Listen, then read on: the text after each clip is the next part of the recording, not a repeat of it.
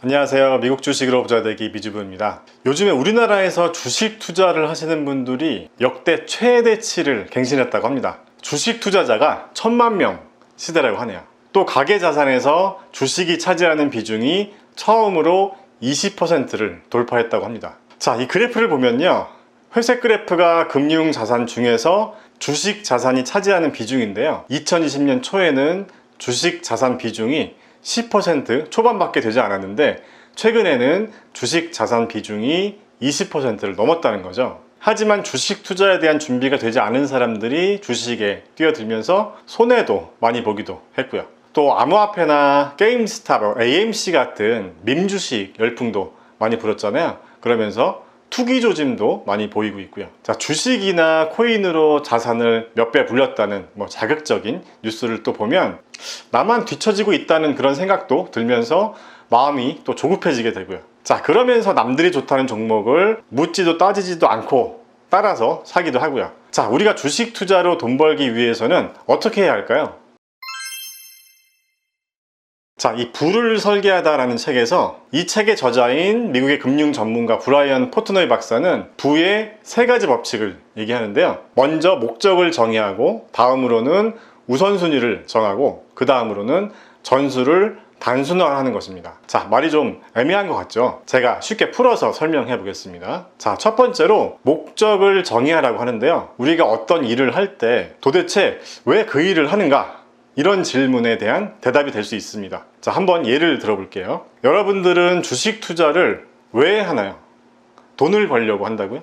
자, 왜 그것을 하는가에 대한 대답이, 다시 말해서 목적이 돈이 되면 안 된다는 거죠. 이 책에서는 진정한 부를 이루기 위한 목적은 결국 행복이라고 이야기하고 있거든요. 좀 뻔한 얘기 같죠? 이 책에서는 돈과 행복이 함께 하기 위해서는 단순한 방식으로 나만의 목적을 정의할 수 있어야 한다고 합니다. 자, 저를 예를 들어서 한번 말씀드려 볼게요. 저는 부를 이루기 위한 목적이 뭐냐면요, 창업을 꿈꾸는 청년 사업가들에게 도움을 주고 싶습니다. 도움을 주면서 보람과 행복을 느끼고 싶은 거죠. 왜냐하면요, 제가 처음에 정말 아무것도 모르고 무작정 창업해서 사업을 어느 정도 키워나가면서 어느 순간 이런 고민이 들더라고요. 아, 내가 지금 잘하고 있는 건지, 회사의 매출 대비 부채가 적정한 건지, 사업은 계속 성장하는 것 같은데 회사에 항상 현금이 부족했었거든요. 그러니까 현금이 쪼들렸던 거죠. 그러니까 남들도 다 저처럼 똑같은 건지, 남들도 이런 건지, 내가 도대체 뭘 잘못해서 그런 건지, 이런 걱정이 들게 되더라고요. 그러면서 나한테도 멘토가 돼줄 만한 사람이 있으면 참 좋겠다, 이런 생각을 하게 됐거든요. 그렇게 혼자서 많은 시행착오도 겪고 실수도 하면서 또 돈도 많이 까먹었죠. 그러면서 한때는 부도 위기에 또 잠도 자지 못했던 적도 있었고요. 그래서 지금 어딘가에서 그 당시에 제가 겪었었던 그런 고민을 하고 있는 분이 있다면 도움을 주고 싶다는 거죠. 자, 도움을 주려면 제가 먼저 성공해야 하잖아요. 부를 또 이루어야 하고요. 왜냐하면 제가 만약에 부도가 나서 망했는데 창업하는 사람들한테 도움을 주겠다라고 하면 너나 잘하세요 라고 하지 않겠어요?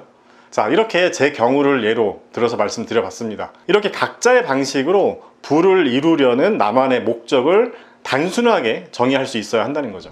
자, 그리고 두 번째로요, 우선순위를 정하는 것에 대한 이야기를 하는데요, 우리가 선택할 수 있는 많은 것들 중에서 우선순위를 정하라는 겁니다. 자, 주식 투자에서 우선순위를 정하는 거는 실질적인 투자 방법을 정하는 거죠. 이렇게 우선순위를 정하는 데 있어서 중요한 건 탁월한 실적을 내는 것보다는 실수를 피하는 것에 초점을 맞추는 것이라고 이 책에서는 이야기하고 있습니다. 자, 예를 들어서 포트폴리오를 구성할 때 주식이나 채권, ETF 등 이 비율을 어떻게 할 것인지, 또는 개인의 투자 성향에 따라서 대형 우량주나 성장주, 시장 방어주나 배당주의 비율을 어떻게 가져갈 것인지에 대해서 좀 섬세하게 균형을 잡아봐야 한다는 거죠. 만약에 여러분들에게 1억 원의 투자금이 있고 사고 싶은 종목이 여러 개 있다고 가정하면요, 어떤 걸 먼저 살지에 대한 우선순위가 필요하고, 그런 우선순위를 정할 수 있는 그런 기준이 필요하다는 겁니다. 자, 세 번째로는 전술을 단순화하라고 얘기하고 있는데요, 자, 주식 투자에서는 뛰어난 성과, 즉 뛰어난 이익을 올리기 위한 전술을 단순화하라는 것으로 해석할 수 있습니다. 단순화하라는 건 이런 거죠. 우리가 주식 투자로 돈 벌기 위해서는 저점일 때 사서 고점일 때 팔아야 하잖아요.